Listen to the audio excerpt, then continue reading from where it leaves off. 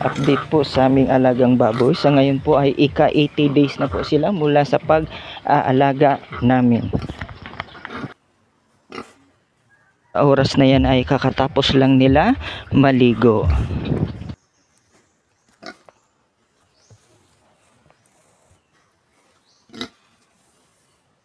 Bali, mag-update po ako ng timbang. Estimated lang po ito ha. Yung kambang po ay ayan, Petrin. Estimated po ay 75 to 76 kilos na po yan. Tapos yung ayan, ang medyo pinakamaliit sa apat na magkakapatid, estimated po ay 67 to 68 kilos. Estimated lang po yan.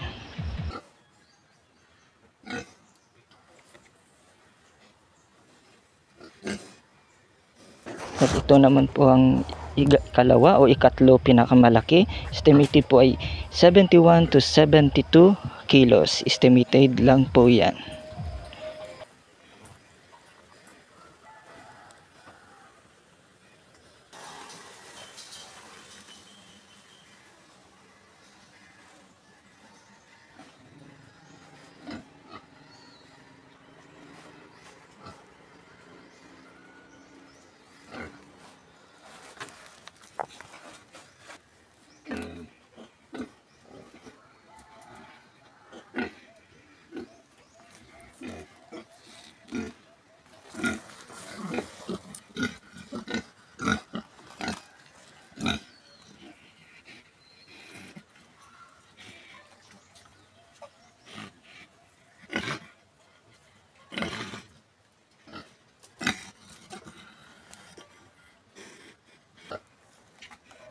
Ito naman yung gagawin namin inaing.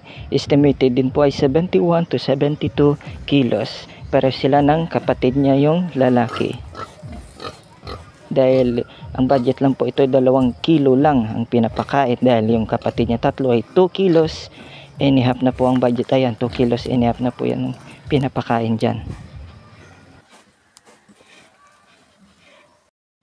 Po nung oras na yun na nag-update po ako, kakatapos lang nilang kumain ng tanghalian.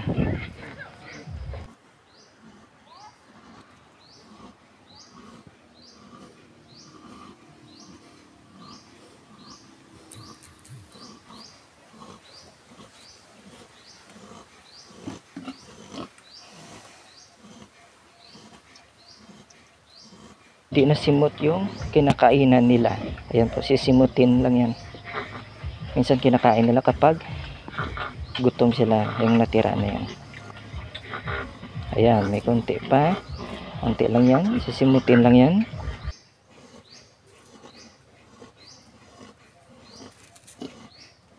Bali, 27 days na po sila kumakain ng grower.